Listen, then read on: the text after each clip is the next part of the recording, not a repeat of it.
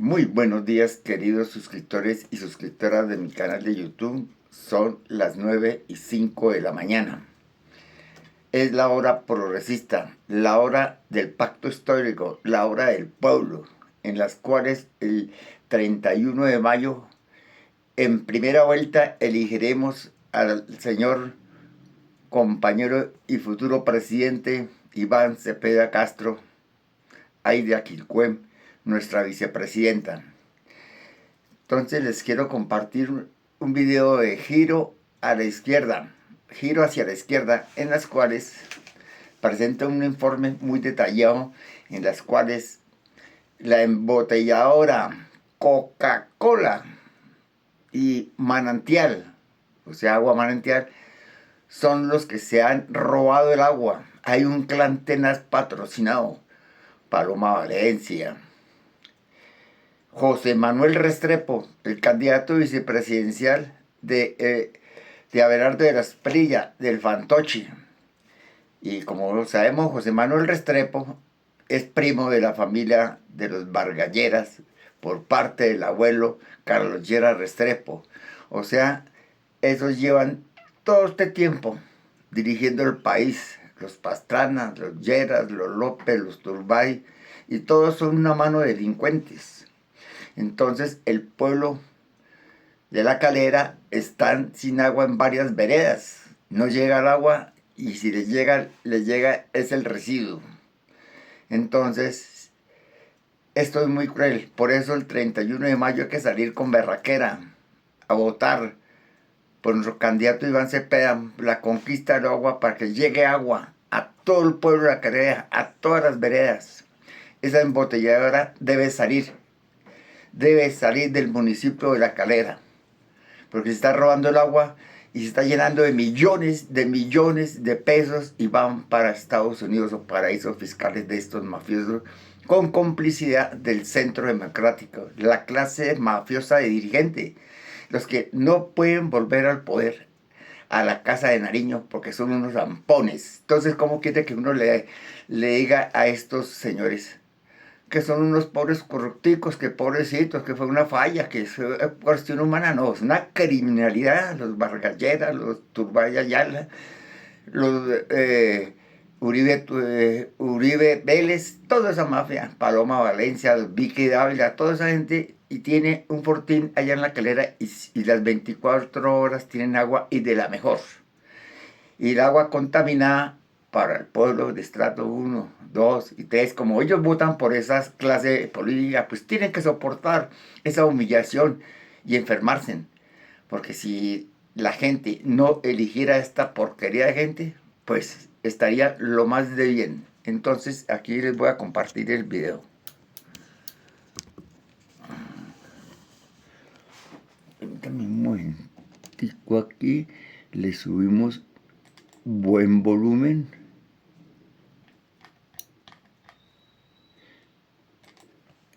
Pena no tengo medios tecnológicos avanzados, sino ahí me defiendo con mis dos celulares y mi micrófono que estoy pagando en el recibo del gas Banti.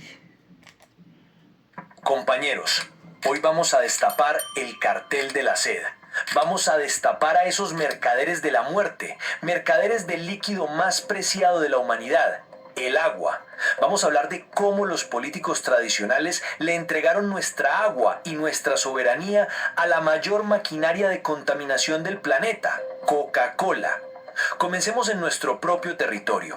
En el municipio de La Calera, a escasos minutos de Bogotá, las comunidades de Buenos Aires Bajo y Santa Elena viven una verdadera pesadilla, mientras los campesinos se ven obligados a sacar en hombros a San Isidro Labrador para rogar por unas gotas de lluvia y sobreviven bajo un humillante régimen del balde. Su vecina, la planta embotelladora de Coca-Cola Manantial, no para de succionar. Tienen autorización de la CAR para extraer la brutal cifra de 279.000 litros de agua diariamente, de 7 nacimientos. Hablamos de más de 100 millones de litros al año para un negocio privado, mientras el pueblo se muere de sed. Y el descaro es monumental. En el año 2016, por sacar más de 56 millones de litros de nuestra agua, Coca-Cola le pagó al Estado la irrisoria y miserable suma de 607.000 pesos, un regalo de la oligarquía a las multinacionales.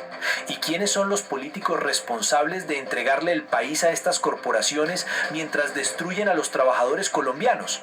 Miremos al gobierno de extrema derecha de Iván Duque, el títere puesto por el Matarife en 2022, su ministro de Hacienda Alberto Carrasquilla y su ministro de Comercio José Manuel Restrepo. Estos señores firmaron un decreto en 2021 para reducir los aranceles de importación de resina plástica china del 10 al 5%. Con esta jugada le permitieron a Coca-Cola abandonar su promesa de comprar plástico reciclado colombiano, desplomando el precio del PET en un 60% y lanzando a la miseria a miles de recicladores de oficio en Bogotá y el país que sobrevivían con ese ingreso. Y aquí es donde el rompecabezas se pone asqueroso.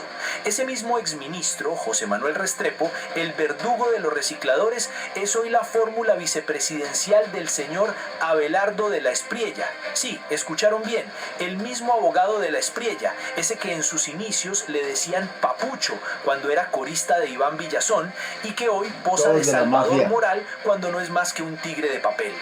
Este es el mismo personaje cuyos foros fueron financiados con cientos de millones de pesos por comandantes paramilitares como Mancuso y Gordolindo, el mismo sobre el que pesan graves acusaciones de haberse robado, supuestamente, los dineros que los propios paramilitares le entregaron. Esa es la fórmula política de la derecha, el abogado de los paracos aliándose con el ministro que quebró a los recicladores para engordar las cuentas de Coca-Cola. Pero el daño de Coca-Cola, avalado por estos políticos de derecha, es una tragedia mundial. Estudios internacionales demuestran que la huella hídrica real para producir un solo litro de Coca-Cola, contando toda su cadena, es de 70 litros de agua. En la India, en la aldea de Plachimada, Coca-Cola secó los pozos de los campesinos e indígenas, extrayendo 500.000 litros de agua diarios. ¿Y qué le dieron a la comunidad a cambio? Les entregaron los lodos tóxicos y desechos de la fábrica, diciéndoles que era fertilizante gratuito. Una mentira criminal. La Universidad de Exeter, en el Reino Unido, demostró que ese lodo contenía niveles letales de cadmio y plomo, metales pesados que causan cáncer y dañan el sistema nervioso. Envenenaron el suelo, enfermaron a la población, mataron a los animales y destruyeron la agricultura local hasta que el pueblo los expulsó. En México, el país con el mayor nivel de obesidad del mundo gracias a las bebidas azucaradas, la embotelladora Coca-Cola FEMSA se apropió de millones de metros cúbicos de agua en zonas como Apizaco, Tlaxcala, mientras los pobladores denuncian la contaminación de sus ríos con descargas de barro negro y maloliente. En El Salvador agotaron los recursos hídricos durante 25 años y en Colombia los sindicatos han denunciado el asesinato de trabajadores a manos de paramilitares para proteger los intereses de la embotelladora. Y para coronar este desastre, la organización Break Free from Plastic ha nombrado a Coca-Cola como el contaminador de plástico número 1 del mundo por 5 años consecutivos. La organización Oceana proyecta que si no los frenamos, para el 2030 Coca-Cola utilizará 9.1 billones de libras de plástico al año, inundando de microplásticos y muerte nuestros océanos, animales y hasta nuestra propia sangre. Y los políticos de derecha, como la fórmula del tigre de papel, le siguen bajando los impuestos para que contaminen más barato. Pero bueno, esto será tema de otro video. Continuemos. Familia, la evidencia es irrefutable. La extrema derecha gobierna para las multinacionales, quiebra a nuestros recicladores, seca nuestros ríos en La Calera y luego tienen el descaro de pedirnos el voto. Y aquí la pregunta obligada. Después de ver cómo el exministro de Duque y hoy socio de la Espriella destruyó a los recicladores para favorecer a Coca-Cola y cómo secan a La Calera pagando migajas, están de acuerdo en que a estas multinacionales se les debe cobrar el daño ambiental y que la extrema derecha es un peligro para nuestros recursos naturales. Pausen este video ya mismo, bajen a la caja de comentarios y dejen su opinión. Si son nuevos en el canal, suscríbanse al canal ahora mismo. Y para los suscriptores más fieles, como siempre, destrocen el botón de like y compartan este video en todas sus redes sociales. Que el país se entere los canallas que vendieron el agua y el reciclaje. Y familia, frente a esta mafia corporativa, la única salida es asegurar la continuidad del gobierno del cambio. Los invito a votar masivamente este 31 de mayo para que Iván Cepeda sea presidente en primera vuelta. Limpiemos la casa y protejamos nuestra agua. Comenzamos.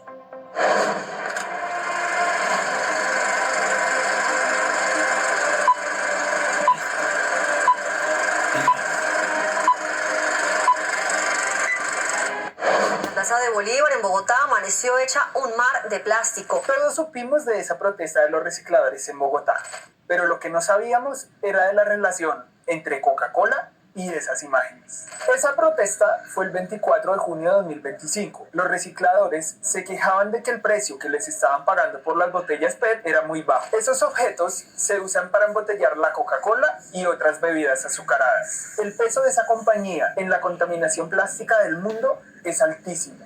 Y la evidencia de la organización Break Free from Plastic sugiere que hay más envases de Coca-Cola desechados que de cualquier otra marca. Un estudio revelado por la revista Science da otra cifra importante. Coca-Cola es la responsable del 11% de la contaminación plástica de marca en el mundo. Sí, una sola empresa es la responsable del 11% de esa contaminación en el mundo. Pero devolvámonos a Colombia. ¿Por qué protestaban los recicladores?